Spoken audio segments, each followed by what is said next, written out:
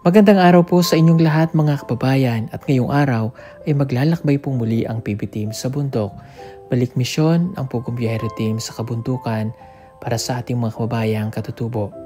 At makalipas ang 2 taon ay muli kong daraanan ang lugar na ito. Ito po ang daan papuntang Sitio Sandonan na noon ay napakahirap at tanging motor lamang ang pwede naming sakyan. Ngayon sa pagkakataong ito ay maaari na daw dumaan ang mga sasakyan, kaya't susubukan naming makatawid sa ilog. Mayroon na kasing ginagawang kalsada patungo sa itaas ng bundok sa Sitio Sandonan. Kaya ganoon na lamang ang aming kasiyahan na ang dating napakahirap tumawid dito gamit ang balsa, isasakay ang motor para makatawid sa kabila, at ang Skylab na paakyat ng bundok na kung minsan ay matutumba, ngayon ay kahit paano ay maaluan na madadaanan ng mga taong nakatira sa bundok, lalo na ang mga kababayan nating katutubo. Bagamat wala pang tulay ay makakaraan naman ang aming sasakyan. Kung hindi malakas ang tubig, pwedeng tumawid ang mga motor. At sana sa pagdating ng mga panahon ay magkaroon na rin dito ng tulay. Mga kababayan, tatawid na kami ng ilog. Hopefully ay makayanan ng sasakyan ang pagtawid. So dati ko kasi mga kababayan, matawid tayo dito papuntang Sandonan, hindi pa nadadala ang sasakyan. Pero ngayon ay pwede na dahil matuwagan ang daan sa lugar mo.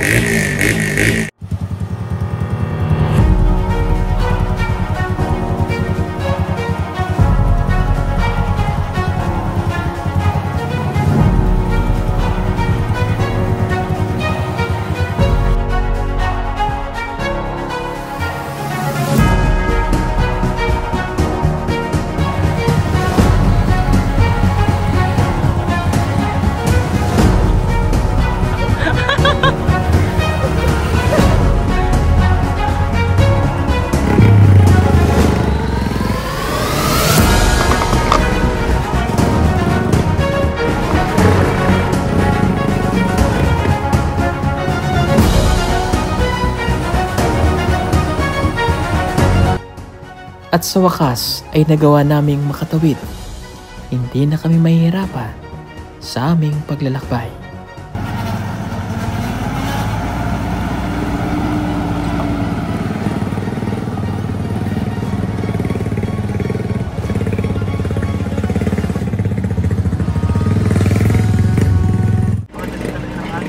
Nakakatuwa mga kababayan dahil sa wakas, tagal-tagal lang panahon na pinangarap namin ang Sitio Sandonan, ang Sitio Kalayaan at ang Sitio Kapatagan ay magkakaroon na ng maayos na daan. Kahit paano ay nakakadaan na ang sasakyan. So pero pag pupunta po tayo ng Kapatagan ay hindi natin kakayanin na magsasakyan kasi hindi pa nabubungkal yung mga lupa doon o wala pang mga road. Dito pa lang hanggang sa itaas kung kakayanin hanggang Sandonan.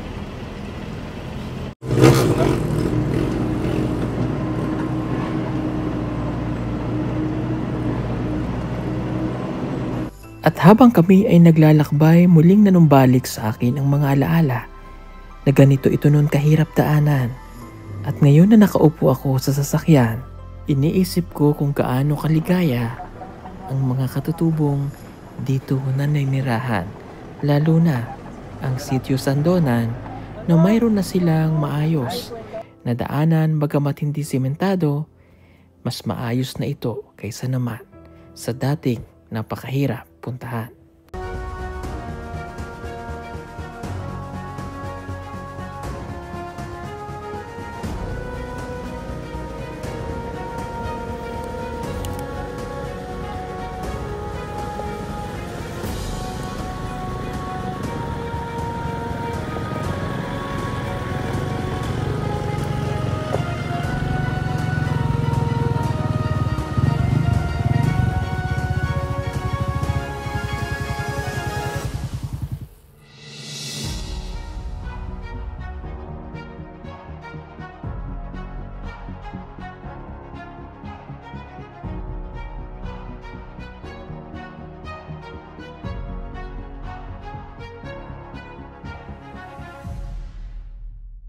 kababayan, nakakatuwa na yung dating dinadaanan namin na motor lang talaga yung pwedeng dumaan, yun ay nararating na ng sasakyan. Ito yung matagal naming hinihiling noon, hini-wish na sana yung papuntang Sitio Sandonan kahit rough road makadaan ng 4 wheels. Pero ngayon, kalipas ang 3 taon, no, nakakadaan na tayo. Grabe, nakakatuwa.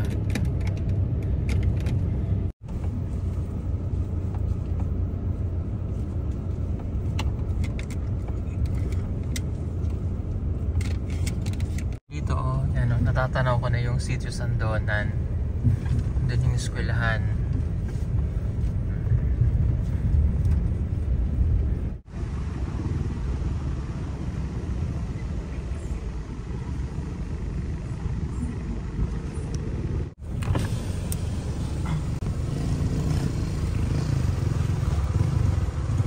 Ito yung pinakamataas na daanon, mga kababayan, na nakakatakot. Pero ngayon, no,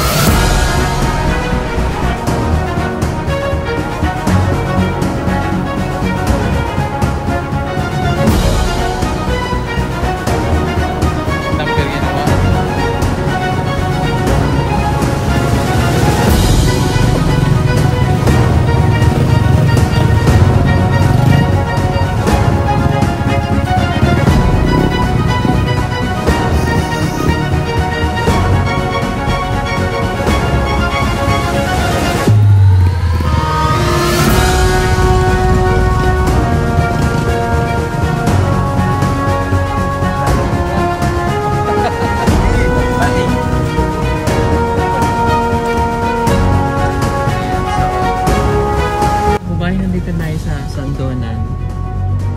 Ito tayo magpa-park daw sa taas. The very first time narating din ang Sandonan na naka 4-wheel drive tayo na hindi ko nakasakay sa motor. After 3 years, ito na yung mga bahay dati dito na nakatayo. Ito dati yung bahay na Aston Martin. Bahay na narin ito.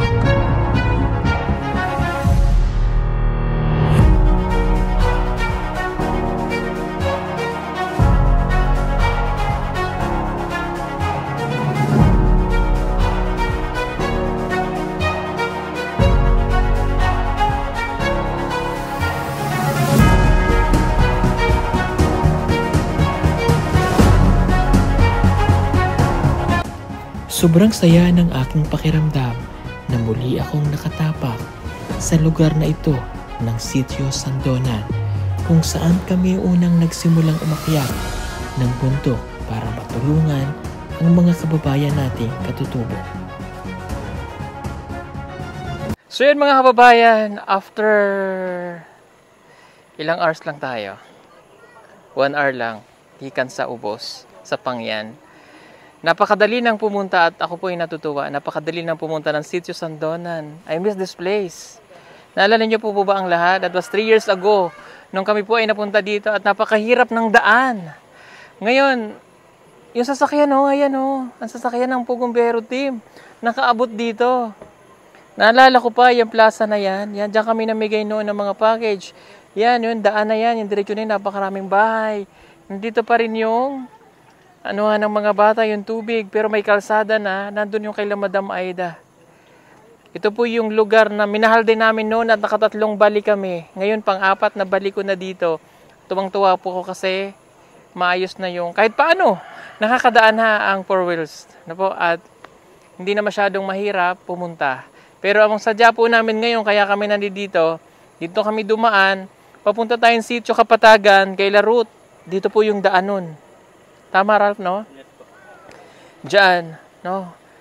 Thanks God, safe po kami nakarating. At masaya ako, nakatungtong ulit ako sa Sitio Sandonan. Pagbalik na lang namin kami ulit dadaan dito. Dahil unahin nating puntahan ang Sitio Kapatagan. Yun po talaga yung pupuntahan natin. So dito ko muna tapusin ang ating vlog. Marami pong salamat sa inyong lahat mga kababayan. At yung karugtong na lang nito, yung paglalakbay namin dito sa Sitio Kapatagan. Dahil from here ay ano na lang po kami, motor. No? Hindi nakakayanin ng 4 wheels po doon dahil yung daan, yung parang dinaanan natin nung una, papuntang Sandonan dito. So, magmumotor na lang po kami. At syempre kasama ko ang buong Pugong Biyahero team na naririto ngayon. Nandyan sila Edito, nandyan si Madam Yola, si Peter Paul, si Ralph. First time nila Jason, at saka ni JR. Ayan, dito sa sitio na ito, no? Ang tuwa at kaligayahan. Pero hindi pa dito natatapos ang gagawin naming paglalakbay. Sasakay pa ulit kami ng motor at dito na magsisimula ang mas mahirap na lakbayin, maputik at kabi-kabilang bangin ang aming daraanan patungo sa Sitio Kapatagan. Marami pa sa atin ngayon hindi pa alam na gumamit ng solar. Pero hindi nyo ba alam na napakadali lang naman talagang gamitin ng solar dahil meron na tayo ngayon ng mga smart solar. Na kahit kayo mismo ay kayang-kaya nyong ikabit ito sa inyong tahanan. That is 200 watts na pwede nyong gamitin indoor and outdoor.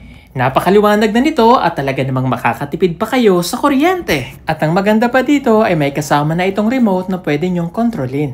Pwede nyo itong iset ng 3 hours, 5 hours, or 8 hours. At ang isa sa nagustuhan ko dito ay malaki na ang kanyang solar panel. Na makapagbibigay ng continuous lightning na up to 12 hours. Let's say, alas 6 ng gabi nyo binuksan, mamamatay pa siya ng alas 6 hanggang alas 8 ng umaga. At ang maganda dito, hindi basta-basta nababasa ang bulb nito dahil waterproof na. Kaya kung gusto nyo pong mag-order nito, ay mag-message na kayo dyan sa PB Team Solar.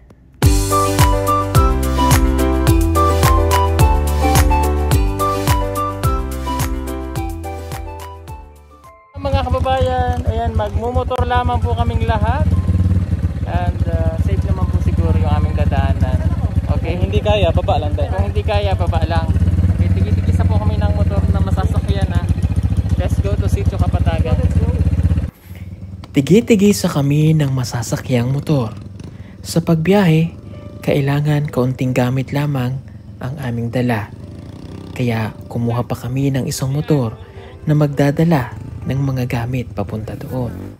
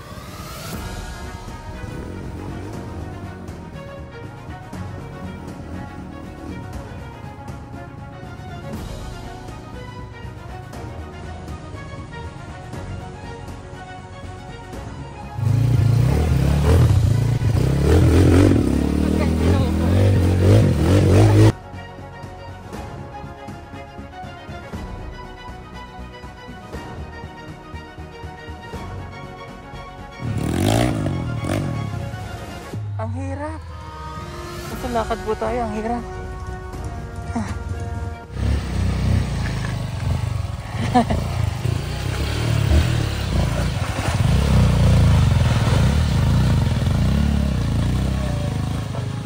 Lakad tayo. Grabe. Ito yung experience namin nung Sitio Sandonan yan. Ganito siya dati. Oo, matatakot ka. Yung feeling mo ayaw mo na.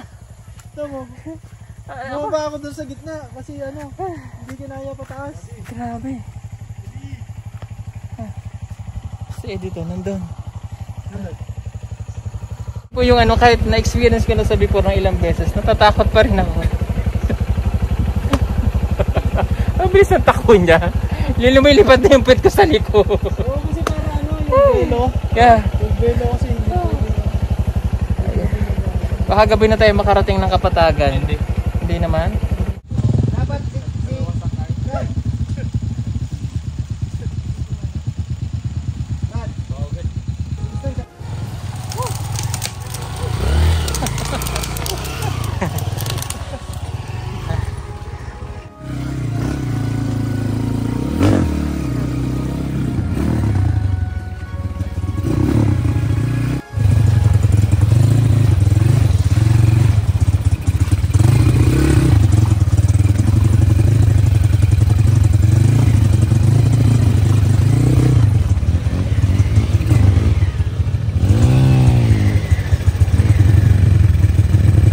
ayaw bumaba oh.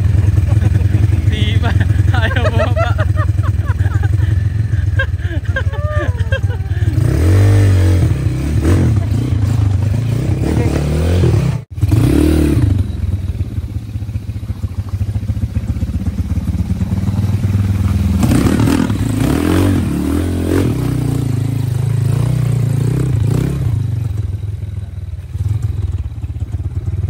Grabe. Kahit nakamotor ka po, yung pagod at ang sakit sa katawan. Yung putik na ng aking katawan.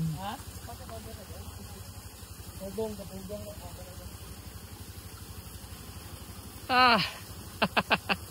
Ayan, sombrero ko may putik na rin. Ayan. Alam, may motor. Day, may motor, day. May motor.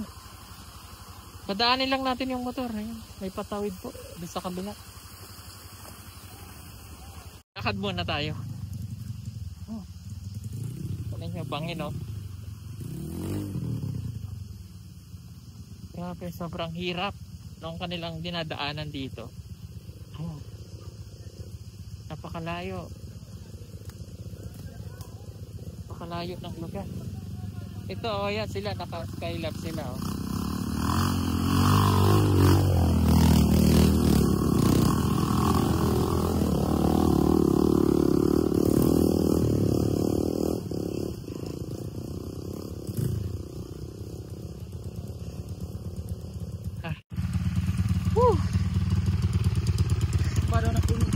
Ha?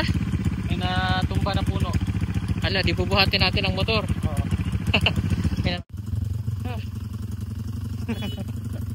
Nakapagod po!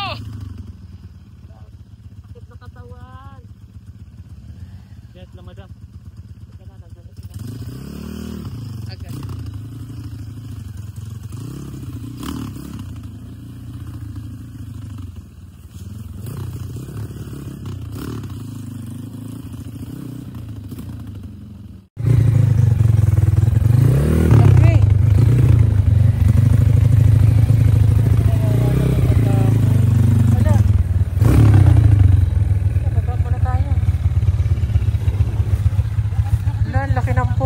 At dito na nga kami muling huminto dahil mayroong natumbang malaking kahoy na nakaharang sa daanan.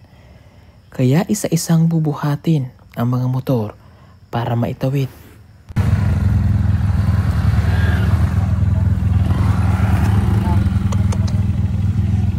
Sayang yung puno.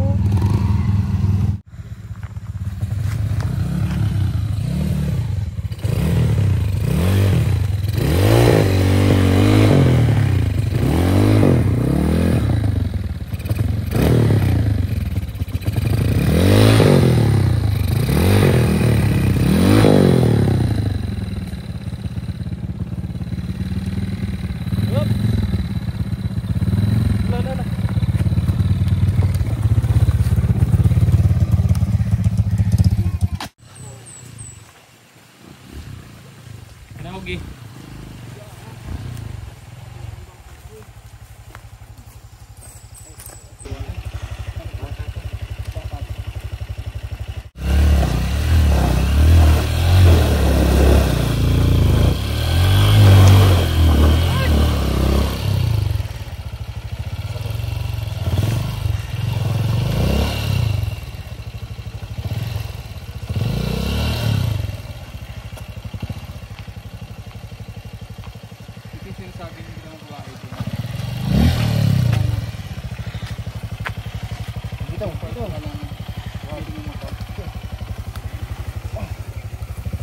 Lakad ay.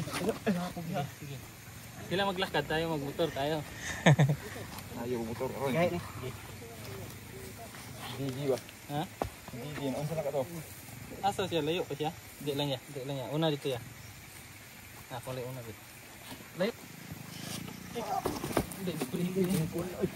So yun, napahinto ulit kami sa biyahe dahil nga po dito sa malaking puno na natumba.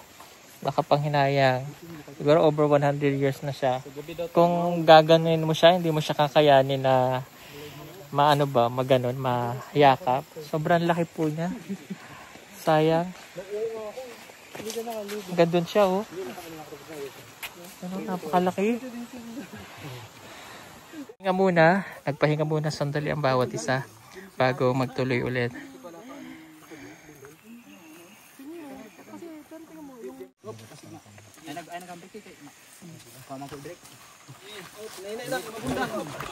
Pahirapan kasi merong tumbang kahoy kagabi. Dulot ng Ganda ng daan dito. sobrang lakas ng ulan kagabi. Hindi kaya? Ganda. Kabihira. Madali na lang.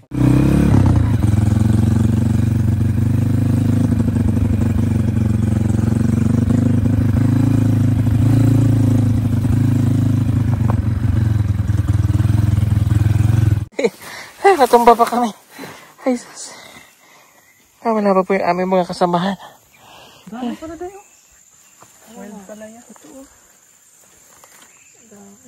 Dami ang palaya, oh. Mamaya magpapakuha ako kay Laka. Sarap yan sa ano, Day? Sardinas. Sardinas. Gaya ng ginawa natin doon sa ano. Pwede na tayong manguha. Sige. Bang ano, kasi mamaya. Kasi pang ulam po namin mamayang gabi. Wala pala tayo nadalang kamatis, ano? Kamatis. Oo.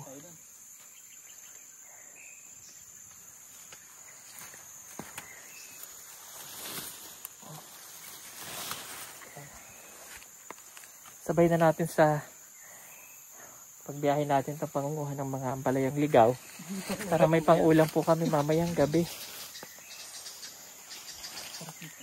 Ha. Medyo napagod lang ako konti. Konti lang naman po, pero kaya ko pa. Ay, yung nature, pag nakita mo yung kagandahan ng paligid, yung nature, wala yung ano mo, pagod. Ayun o. Tingnan nyo. Ayun yung Kapatagan. Dito, Day. Ah, ito yung kuhan. Doon na yun sa may ano. Dito yung Kapatagan. Oo. Kabila, Day. Ah, dito. Yan siguro yung sitio ano. Tagaibo? Tagaibo? Oo.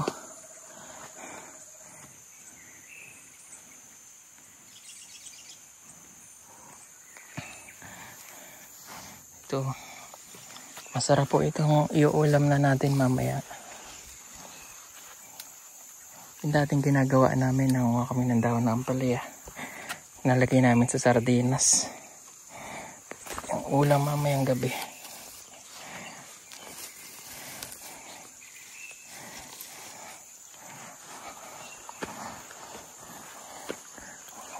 Okay na hindi. Sinukso ko doon sa ano. Dito na sa bahay. Ha? Baka malaglag eh. Hindi. Sikip na yun dyan.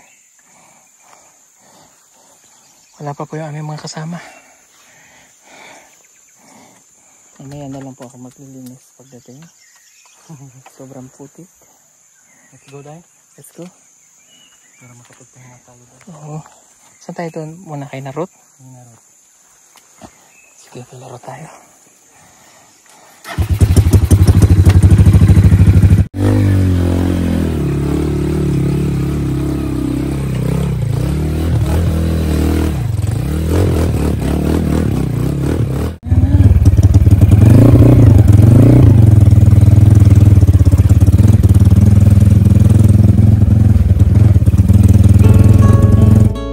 Makalipas ang isang oras naming pagbabiyahe, gamit ang motor, ay narating din namin ang sitio Kapatagan.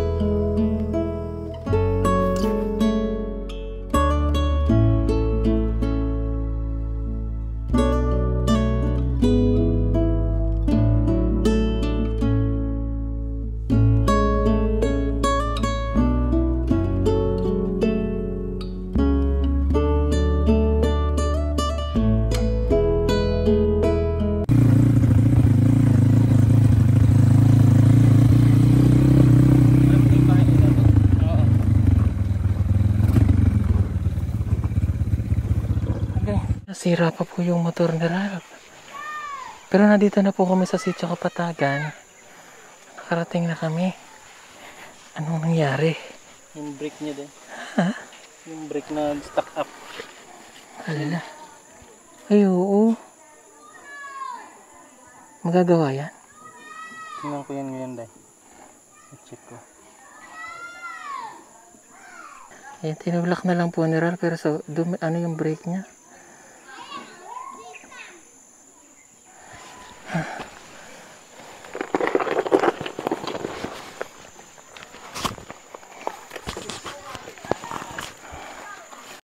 May tolt, dira.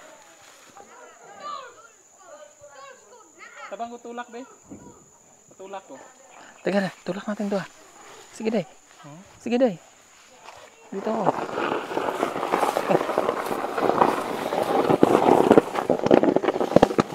Alam mo naman, may naitutulong talaga ako. No? Ako, be.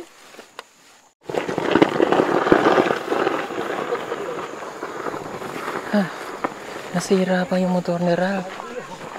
So at least, nakarating na po kami dito. Mga kababayan, nakarating na kami ng Sitio Kapatagan. Anong oras na? Anong oras na, Ralph? 2:00 na? 1:00? Sa oras. 1 ng hapon. At least nakarating na po kami dito sa sitio nila Ruth. Hello. Yan ang daming bata. Yung mga kasama namin, nandun pa po. Yung ginagawa na po. Ano nangyari, Day? Lumabas siya, Day. Ay, oo. Kaya nasayot na doon. Oo. Oo, yun o. Itawa nagpila karakal kay. Ay, mabuti na lang. Nandito na tayo. Ay, alin da po, Brad? Ha? Alin ball? Ay, alin. So, ito po mga kababayan, kararating lang namin. At yung makasama natin ay nandiyan na sa likod. At least safe po kaming nakarating kahit na nasira po yung sasakyan ni Ralph. Yung brake lang naman, napaka minimal na problema lang. Pero thanks God, safe po kaming nakarating. Andito na si Madam Yola at saka po si Peter Paul. Si Jason at saka sila Edito ay dumating na rin. Si Arturo o si JR nandito na. At ang kargador natin. At saka yung kapatid po ni Ralph. Welcome to Kapatagan. Ito na ba? Yeah. Ito na ang Sitio Kapatagan. May Starlink ko.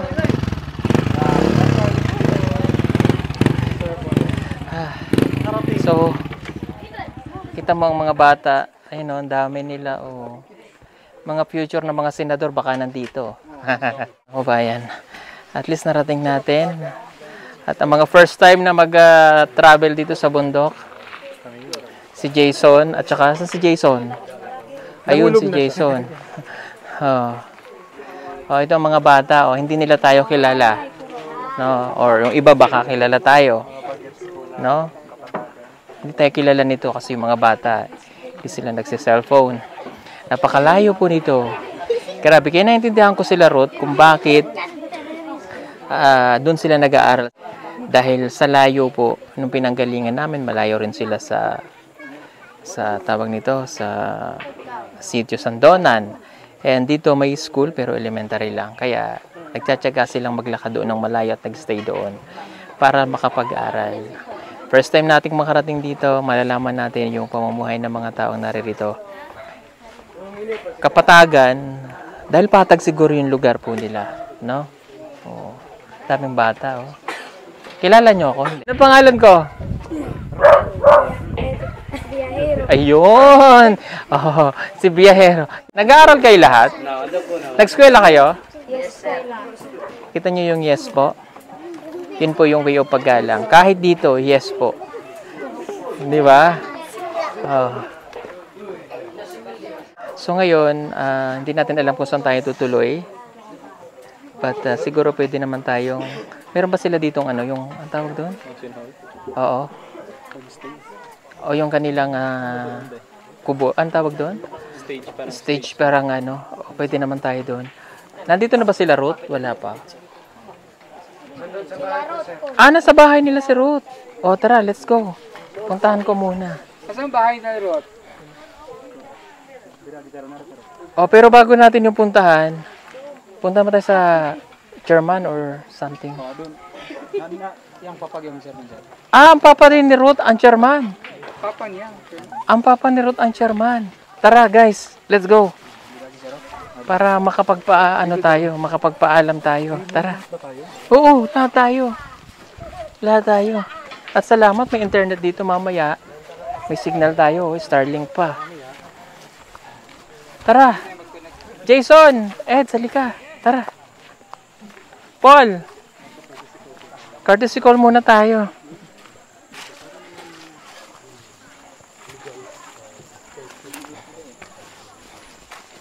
Ha? Oo, ang linis ng likod ko, 'di ba?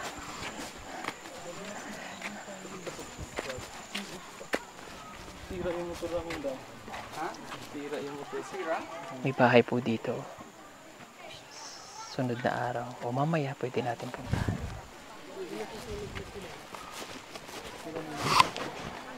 Hello po. Magandang araw. Mga piya masalong. Mga dahon ng sibuyas din, oh. Oh, may source of water. Pwede tayong maligo dyan.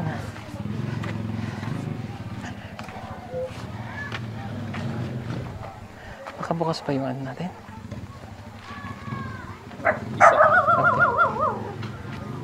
Okay. Hello. Tara guys. Ayo. Hi po! Hello. Good afternoon po. Hello. Ay, dito sila lahat. Oh, nandito sila. Uy, pasok tayo.